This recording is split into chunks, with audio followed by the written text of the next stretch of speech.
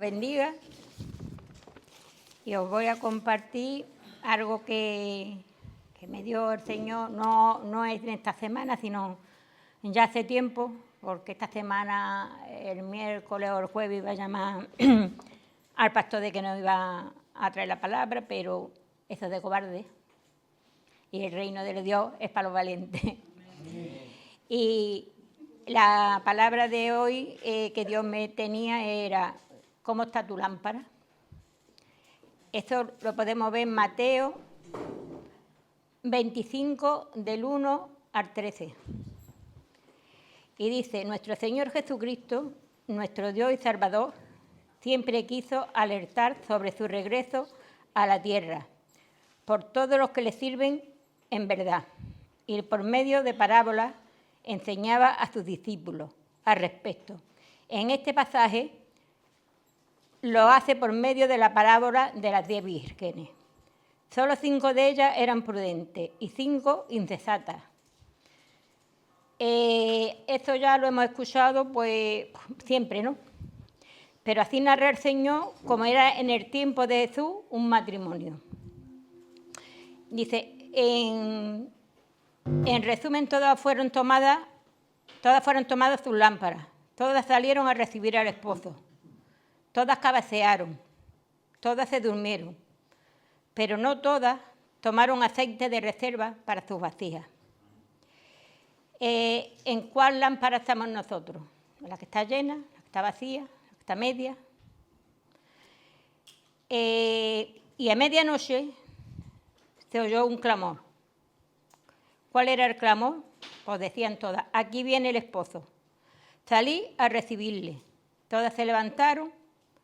También arreglaron sus lámparas, pero la triste sorpresa de algunas fue que a las 5 insensatas se le había acabado el aceite de sus lámparas. Tenemos que ver nuestra lámpara que siempre esté llena. En Ezequiel 18:4 dice: déjame decirte que la salvación es individual. El alma que perece, esa morirá. Por eso la importancia de tener aceite en nuestras lámparas, en nuestro cuerpo y en nuestro Espíritu Santo. Vamos a ver la lámpara de 3 formas. La primera es la lámpara vacía. Y en el primer punto dice: esta práctica apagada no puede iluminar a nadie. Si tenemos la lámpara apagada, no puede iluminar a nadie. Y de nada sirve el tipo de lámpara que esté apagada. En el segundo punto tengo: está vacía la lámpara porque no tiene aceite, porque no lo retiene. Es como si tuviéramos al Señor, pero no retenemos las cosas de Dios. Las escuchamos, las dejamos, pero no las ponemos en práctica. Por lo menos es lo que yo me aprendo para mí, Tal vez no retenemos aceite porque tenemos fisuras. La fisura puede ser en su perímetro, en su pared, como amargura, rencor, odio, heridas emocionales, heridas en el alma, etcétera, etcétera. En Job, el punto 4 dice, en Job 18:6, la luz se oscurecerá en su tienda y se apagará sobre él su lámpara.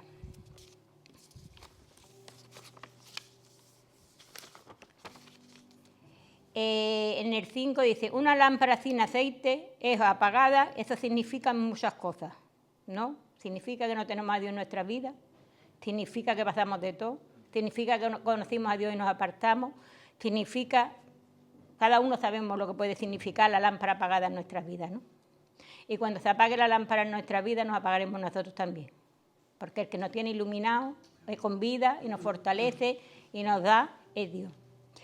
En el punto 6, en Proverbios 13:9 dice: la luz de los justos se alegrará, mas se apagará la lámpara de los impios. Que también podemos estar impíos si tenemos la lámpara apagada, ¿no? Y ya una vez que hemos conocido a Cristo, no deberíamos de volver para atrás. En Proverbios 20:20 dice: al que me dice al padre o a su madre se le apagará su lámpara en oscuridad tenebrosa. Tenemos que temer que se nos apague la lámpara, ¿no? En el segundo punto es una lámpara con poco aceite. Hemos visto la que no tiene ninguno. Cuando una lámpara tiene poco aceite, está próxima a apagarse. Entonces estamos casi igual que cuando la teníamos medio vacía, ¿no? Porque estamos a punto de que se nos apague. Esto es como tenemos una vela y se está apagando, llega al punto que se apaga del todo, pero hay una que se está apagando, que tampoco está alumbrando, ¿no? Puede ser el segundo punto. Para mí, ¿eh? Lo pongo en las manos de Dios, y rinde mucho. Lo que tenemos, lo poco, si lo ponemos en las manos de Dios, rinde mucho. Si no lo ponemos en manos de Dios, no nos rinde nada. En el 3 dice, si tenemos temor de Dios, en nuestra vida hay esperanza. Pero tenemos que tratar de cargar nuestras lámparas. ¿Cómo está hoy en nuestras lámparas? Yo puedo saber cómo está la mía, cómo está la vuestra, cómo está la de la iglesia, porque eso es la luz que alumbra Cristo, la lámpara. Porque dice que cuando ponemos una lámpara debajo de una mesa, puede alumbrar si está encendida, pero si está apagada, no alumbra nada. En el 4 dice, ¿cómo se recarga? Pues orando, ayunando, leyendo su palabra, asistiendo a los cultos, siendo obedientes a Dios, haciendo las cosas de Dios. Aunque estemos mal buscando al Señor, y si no podemos buscar al Señor, decirle, aquí estoy, que Él ya sabe. En el 5, ¿cuántos quieren hoy tener siempre aceite en sus lámparas? Pues ya lo he dicho antes, lo que tenemos que hacer, ¿no? En Levítico 24:2 dice que Israel manda a los hijos de Israel que te traigan para el alumbrado de aceite puro de oliva, machacadas para arder la lámpara continuamente. No debéis de apagar la lámpara. Lo da igual que tengamos aceite de oliva puro para que nuestras lámparas ardan, si nuestros corazones no están con Dios para que enciendan. El único que puede encender nuestras lámparas es Cristo. En el punto 3, hoy me voy a alargar un poquito, me parece, porque como me he enterado que comparte Rocky, digo, mira, pues ya tengo yo la oportunidad para que después no nos cojan aquí a las 2 de la tarde. Es broma, ¿eh? Una lámpara llena. Dice, una lámpara llena arde continuamente para la gloria de Dios, para iluminar y dar servicio. No solamente a nosotros, sino a los demás también, ¿no? Porque si a mí vienen y me preguntan, tengo mi lámpara llena, yo puedo ayudar. Si tengo mi lámpara vacía, digo, que se la apañe como pueda, ¿no? El número dice, significa un hijo de Dios lleno de Espíritu Santo que brilla en todo lugar, que es lo que acabo de decir, que cuando tenemos la lámpara llena, alumbramos en todo lugar. Y la gente nos preguntará, ¿de qué tenemos? Que estamos brillando. Pero no tenemos nosotros, lo tiene Dios, que es el que nos hace brillar, ¿eh? En el 3 dice, una lámpara llena siempre estará encendida. En Lucas 12:35 dice, estén ceñidos vuestros lomos y vuestras lámparas encendidas. Tenemos que estar ceñidos al Señor para que nuestras lámparas estén encendidas. Es difícil algunas veces, pero se puede. En Mateo 5:16 dice, así alumbren vuestra luz. Para que esto suceda, necesitamos estar llenos de la presencia de Dios para encender nuestras lámparas. En el 5 dice, una lámpara llena es lo que soporta todo viento que quiera apagarla y podrá estar lista y esperando al esposo para que a la hora que llegue pueda entrar a celebrar las bodas. Una lámpara llena puede venir vientos, puede venir mareas, puede venir el enemigo, puede venir lo que tú quieras, que nadie la va a apagar. Vamos a seguir llenos con el Espíritu Santo y con Dios en nuestra vida. En el número 6 dice, una vida llena del Espíritu Santo es la que irá con el Señor en el arrebatamiento. Y sabemos que el Señor viene pronto, porque así lo está diciendo todo, y está puesto en la palabra de Dios, y todo lo que pone en la palabra de Dios está ocurriendo, ¿no? Cuando venga el Señor por nosotros, ¿cómo tendremos nuestras lámparas? ¿Llenas? ¿Vacías? ¿Medias? dice, si en ese día te sorprende con poco aceite, nos quedaremos aquí. Y todo lo que ya hemos hecho antes, de nada va a servir. Tenemos que estar día a día llenando nuestra lámpara. Día a día reponiéndonos de Dios. Día a día buscando la fuerza en Cristo, que es el único que nos la va a dar. El hombre nos puede ayudar, nos puede dar una palabra de ánimo, pero el único que nos va a animar, nos va a fortalecer, nos va a llenar, es Cristo. El único que nos va a ayudar a cambiar nuestra forma de ser, nuestro carácter, nuestras actitudes, a las que nos gusten irnos a la discoteca, al baile, a lo otro. Que no está mal, pero siempre tenemos que tener la forma distinta de los demás, que vean que somos diferentes. Pero con eso nos lo va a llenar Dios. Y cuando Dios venga, que podamos irnos con Él. Porque muchos que dicen Señor, Señor, dice que no entrarán en el reino de los cielos, sino todo aquel que haga la voluntad de mi Padre, que está en el cielo.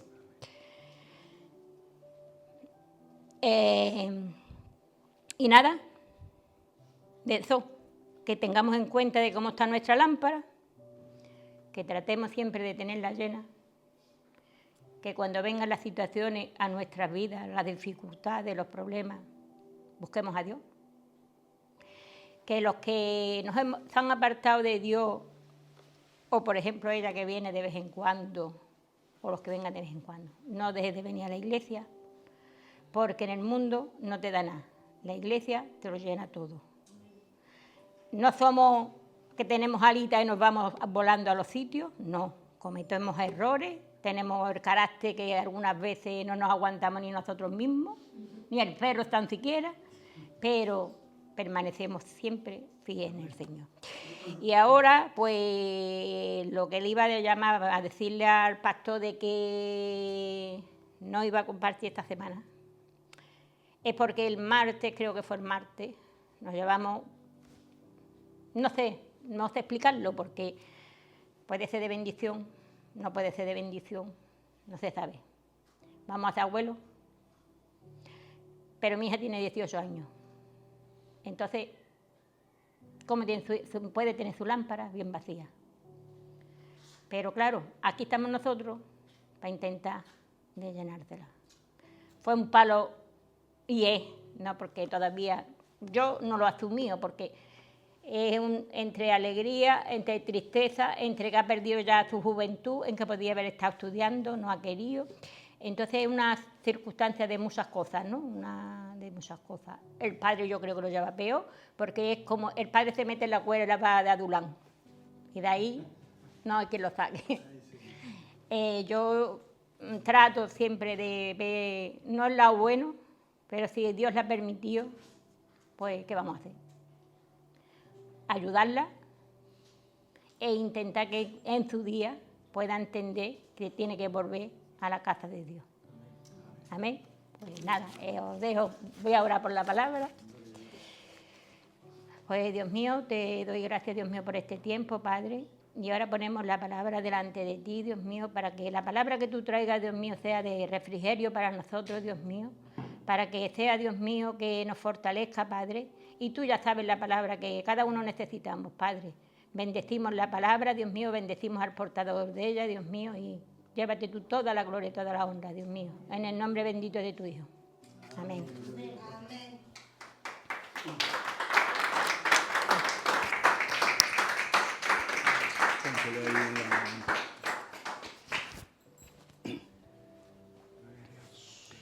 Buenos días.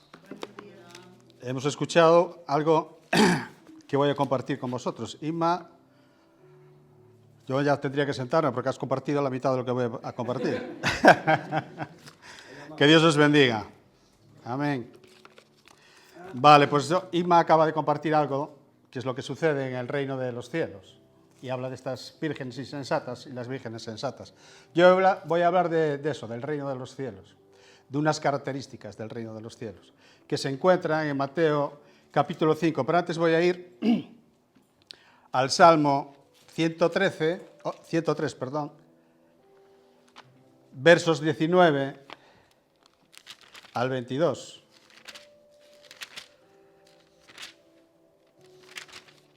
103, 19, 22. Y dice así la palabra de Dios: Jehová estableció en los cielos su trono, y su reino domina sobre todos. Bendecid a Jehová vosotros, todos sus ángeles, poderosos en fortaleza, que ejecutáis su palabra, obedeciendo a la voz de su precepto. Bendecid a Jehová vosotros todos sus ejércitos, ministros suyos, que hacéis su voluntad. Bendecid a Jehová vosotros todas sus obras. En todos los lugares de su reino, bendice alma mía a Jehová. Y en correlación a este verso, en el Salmo 145, verso 13, dice: pues tu reino es un reino eterno, gobiernas de generación en generación. Vemos como aquí el salmista anhelaba ese rey mesiánico que tanto ellos querían. Por desgracia, el pueblo de Israel tuvo ese rey y sabemos todos que lo rechazó. En vez de querer estar con el Señor, que es el dador de todas las cosas, el que nos bendice cada día, el que nos guarda, el que nos cuida, prefirieron un rey como el de los otros pueblos. ¿Os acordáis de ese verso? Desecharon al Dios verdadero y escogieron a un rey que tiene los defectos que nosotros tenemos. Y eso es lo que quiero hablar en esta mañana, y lo que dijo Igma, que entra en el reino de los cielos. Voy a hablar de unas características, de unos aspectos que es del Evangelio, del reino de los cielos, el reino de Dios. Y vamos a ir, como os decía antes, a Mateo 4, primero, capítulo 4.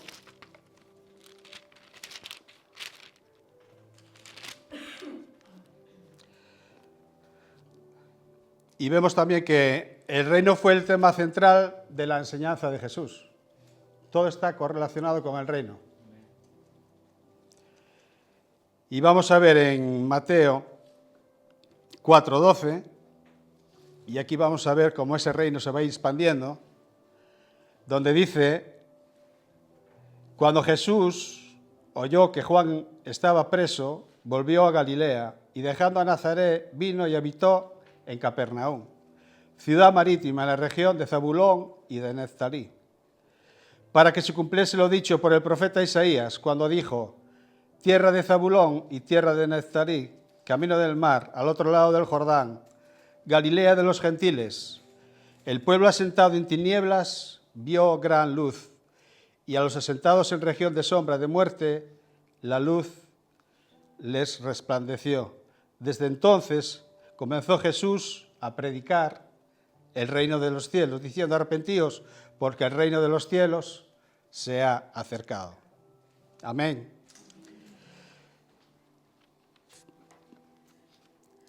¿Quién es el que profetizó esta profecía? Está hablando de Isaías. Y vamos a ir a Isaías 9,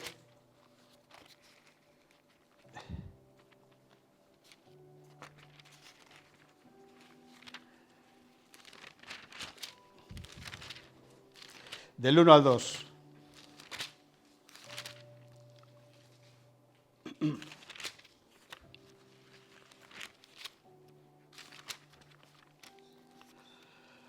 Más dice, en referencia a esa profecía: más no habrá siempre oscuridad para la que está ahora en angustia, tal como la aflicción que le vino en el tiempo que livianamente tocaron la primera vez a la tierra de Zabulón y a la tierra de Neftalí. Pues al final llenará de gloria el camino del mar, de aquel lado del Jordán, en Galilea de los gentiles. El pueblo que andaba en tinieblas vio gran luz. Los que moraban en tierra de sombra de muerte, luz les resplandeció. Aleluya. Y en Isaías, dice también, en Isaías 60 versos 1 al 3,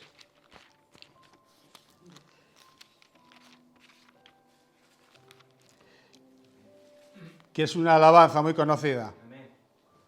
Y que conocéis porque ya es de mucho tiempo. Ya no se canta tanto esta alabanza, pero antes se cantaba mucho. Dice: levántate, resplandece, porque ha venido tu luz y la gloria de Jehová ha nacido sobre ti. Se canta. El domingo la canto. Ah, vale. Quiero decir que hace tiempo que no se canta y se está refiriendo, ¿verdad?, a esto, a la luz.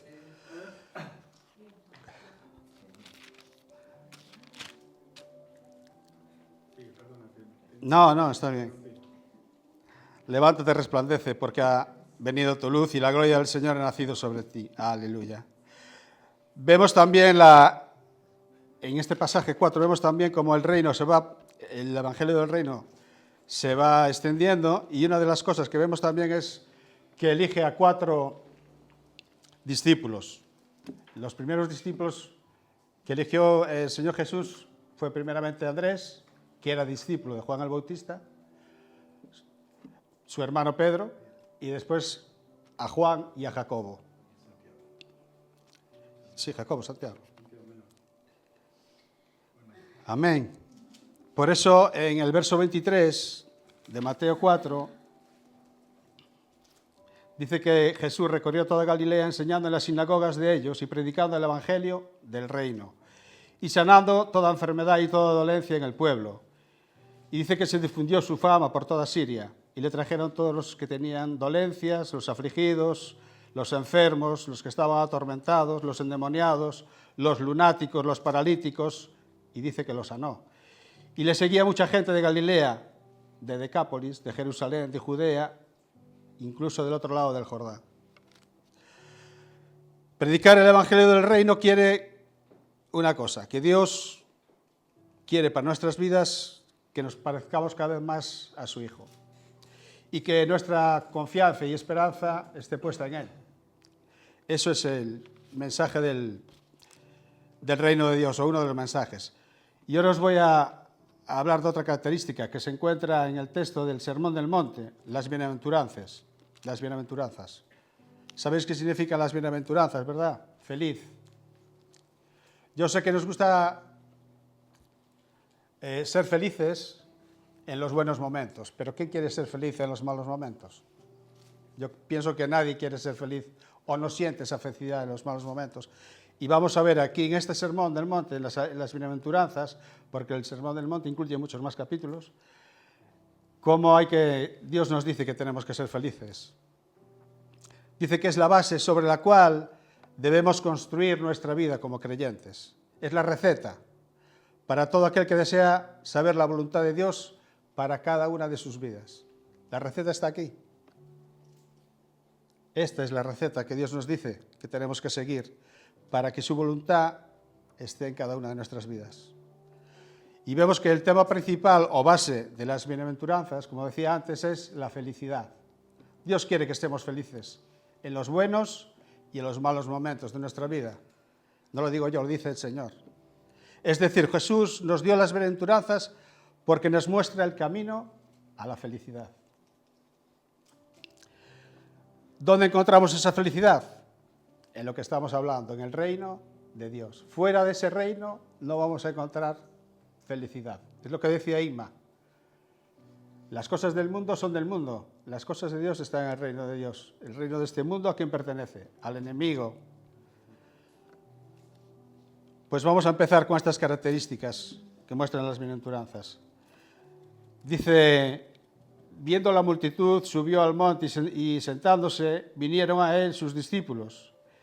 Y abriendo su boca les enseñaba diciendo, fijaros que dice, sentándose vinieron a él, ¿quiénes? La multitud, sus discípulos. Es decir, que estas bienaventuranzas son para nosotros. No solamente son para aquellos que no son creyentes, son principalmente para nosotros. Y es nuestra responsabilidad cumplir con ellas. Y vamos a verlo ahora. Dice, bienaventurados los pobres en espíritu, porque de ellos es el reino de los cielos. Bienaventurados los que lloran, bienaventurados los que tienen hambre y sed de justicia, bienaventurados los de limpio corazón, bienaventurados los pacificadores, bienaventurados los que padecen persecución por causa de la justicia.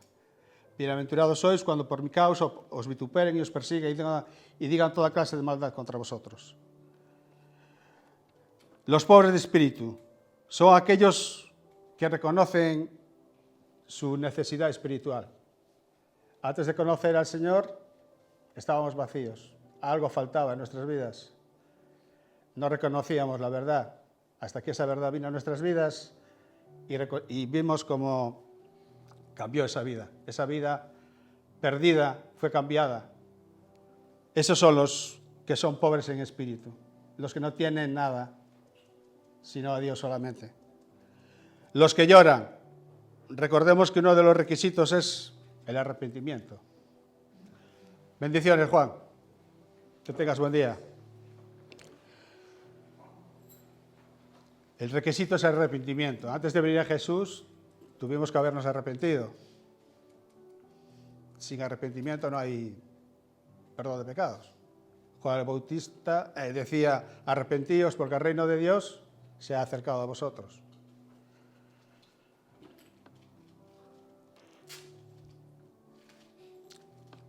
Requisitos en el arrepentimiento. Si sentimos nuestra necesidad espiritual y lloramos por nuestros pecados, esto irá formando gradualmente nuestro carácter cristiano, que demostrará las demás bienaventuranzas.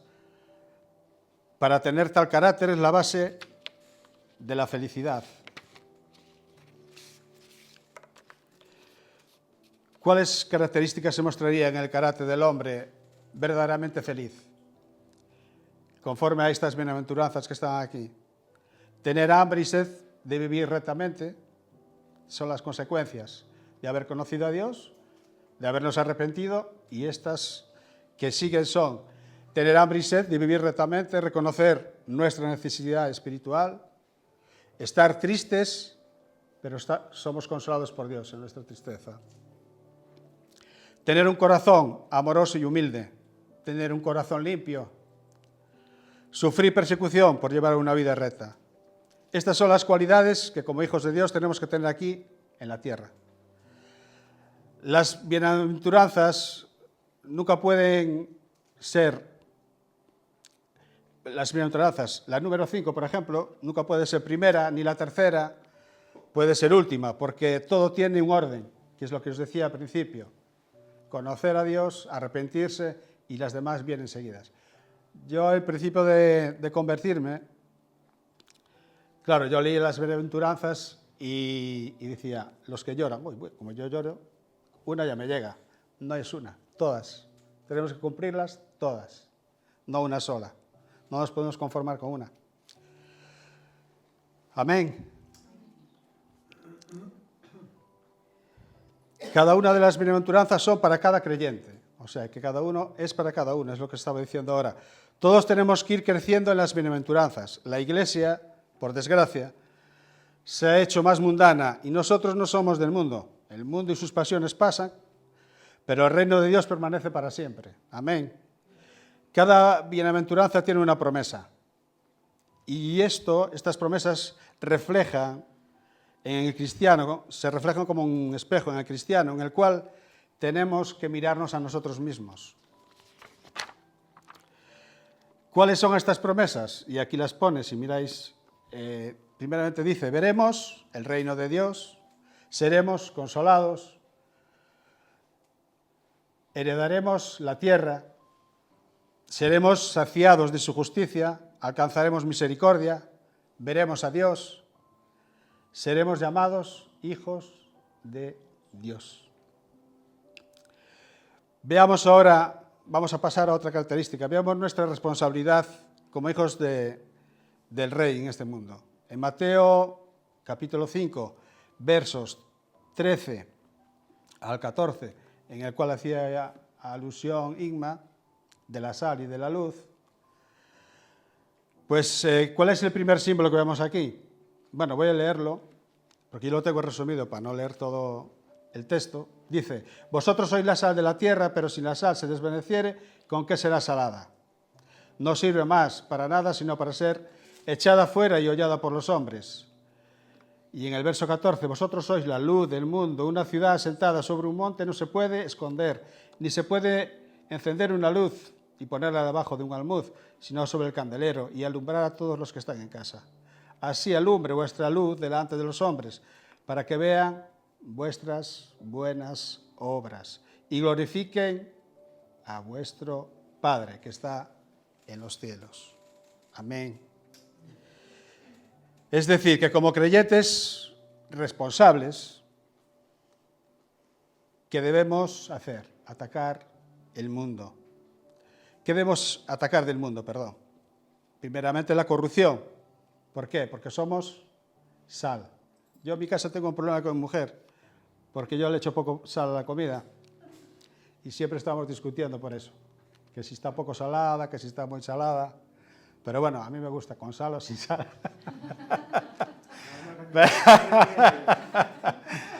Pero bueno, la sal es esencial. Una comida sin sal, la verdad que no tiene el gusto que siempre deseamos. Así es la palabra de Dios. Sin sal es insípida, no tiene sabor. Y lo que decía antes, tenemos que combatir la corrupción, que es por eso la sal es lo que hace, no permite corromper. Y también tenemos que combatir la oscuridad, porque somos luz. ¿De qué sirve la sal si no tiene sabor? De nada, dice la palabra. ¿Y la luz debajo de una mesa? De nada. Hoy vemos cómo la inmoralidad social está corrompida y vemos la ignorancia y la superstición, ¿verdad? Son la oscuridad de este mundo. Estos son las bases de este mundo, oscuridad, ignorancia. Se nos ha llamado a dar sabor y ser faros en un mundo en descomposición y llenos de tinieblas. Esa es nuestra responsabilidad. Amén.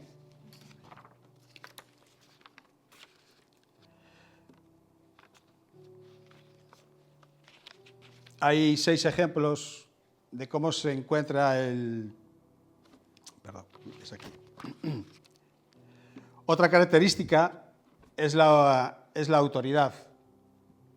Jesús vino para cumplir la ley y para darnos su verdadero significado. Y esto lo vemos en el siguiente verso. Mateo 5, versos 17 en adelante, donde dice: la ley, Jesús vino para cumplir la ley y para darle su verdadero significado. También nos dice quiénes son los pequeños en el reino de Dios. Son los que quebrantan la ley. Y la ley, quebrantan la ley y así la enseñan. ¿Quiénes son los grandes en el reino de Dios? Los que hacen la ley y así enseñan. Pregunta, ¿es la voluntad de Cristo que los miembros de su reino vivan de acuerdo con la ley, sí o no? Sí. Esa es su voluntad, porque Él vino a cumplir, no a quitar ni a abrogar la ley. Amén. En Mateo 5:20 dice: porque os digo que si vuestra justicia no fuera mayor que la de los escribas y fariseos, no entraréis en el reino de los cielos. Se hace una comparación en la manera de cumplir la ley de Moisés en el reino y la forma en que la cumplían los escribas y los fariseos. ¿Quiénes enfatizaban la ley de Moisés? ¿Quiénes eran los que enfatizaban la ley de Moisés? Los fariseos. ¿Quiénes eran los estudiosos de la ley y de sus tradiciones? Los escribas. Ejemplo. Alguien consultó a Herodes el Grande cuando quiso saber del nacimiento de Jesús, y lo vemos en Mateo 2:4. Dice: y convocando a todos los principales sacerdotes y a los escribas del pueblo, les preguntó dónde había de nacer el Cristo. Y pongo también, perdón, ahí está. Y esto fue porque ellos querían saber, Herodes el Grande quería saber dónde iba a ser el nacimiento de nuestro Señor Jesucristo. Y pongo un ejemplo, llevar en Mateo 2:4, perdón, me he saltado aquí. Sí, vale. Dice, ¿qué dice Pablo en 2 de Corintios 3:6? Dice que la letra mata, más el espíritu vivifica. Y os voy a poner un ejemplo. Llevar la carga 2 millas y bendecir a Dios, o llevar la carga 1 milla y maldecirlo. Y esto nos habla de la ley con su letra y de la ley espiritual que vivifica. Porque cuando uno lleva la carga 2 millas, como dice Jesús, tenemos que bendecir. Este es el ejemplo que había puesto para los discípulos. Si os mandan llevar 1 milla, llevarla 2. Esa es la actitud que tenemos que tener para cumplir la ley espiritual. Hay 6 ejemplos de cómo se encuentra el verdadero significado de la ley de Moisés en el reino de los cielos.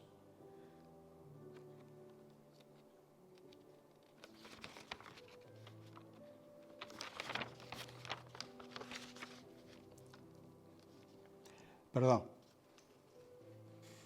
Bien, en Mateo 5:43 dice que Moisés nos enseña, en referencia a la ley, a amar a nuestro prójimo. Pero Cristo interpreta la ley del amor.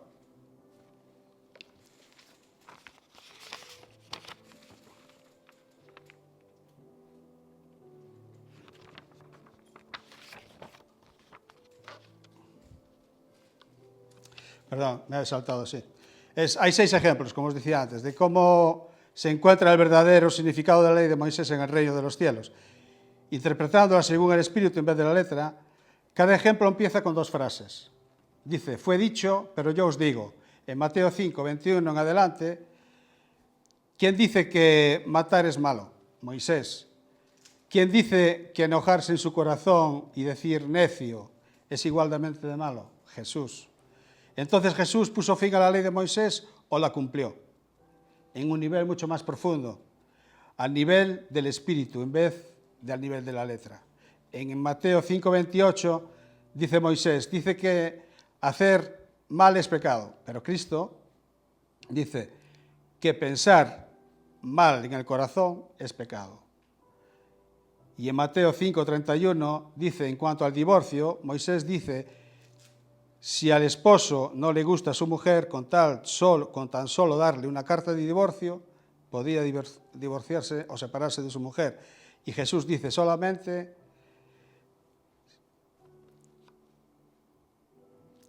se permite por causa de fornicación. Y en Mateo 5:33, en referencia a la ley, dice que palabra debe bastar para garantizar el cumplimiento de la promesa del creyente. Que esto es lo que vemos aquí en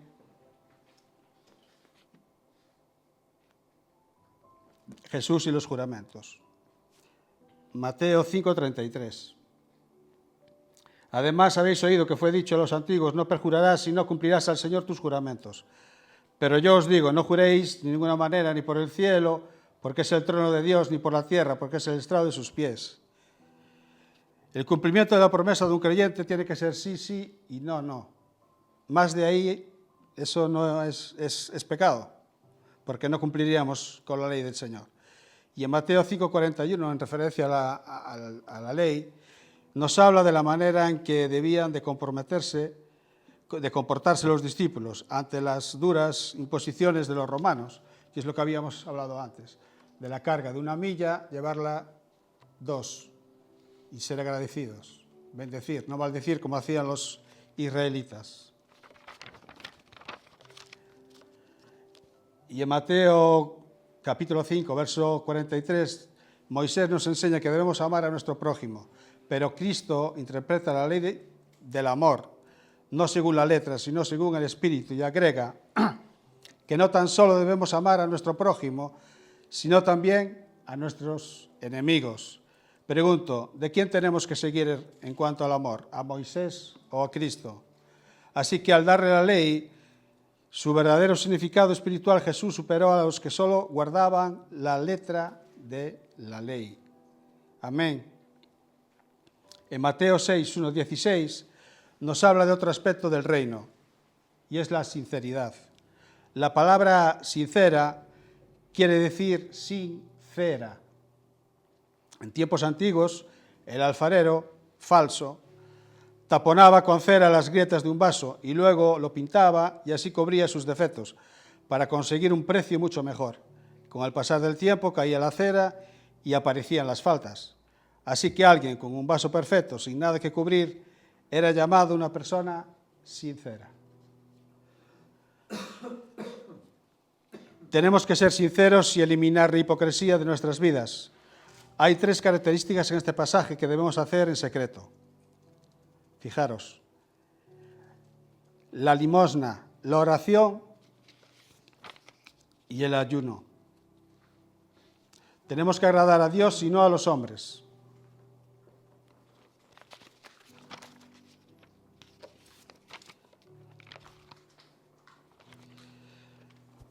Tenemos que agradar a Dios y no a los hombres, como os decía. Y quisiera terminar en: el reino de Dios está donde quiera que Dios reina, ya que el Rey, Él es el Rey de todo el mundo. En cada ser se encuentra el reino como semilla, lista para florecer. Solo con abrir el corazón y creerla, la presencia divina se hace conocer. Podemos preguntarnos: ¿dónde está el reino de Dios? No es un lugar específico. El reino de Dios está en todo lugar en donde se encuentre un hijo de Dios nacido de nuevo. La llave del reino es la fe. Nuestras vidas fueron transformadas y restauradas y redimidas para ser sal y luz en este mundo. No nos olvidemos: ser bienaventurados, felices, una persona alegre que vive en Dios y para Dios. Que Dios os bendiga. Yo quisiera poner ahora una alabanza que se refiere a este tema. Amén.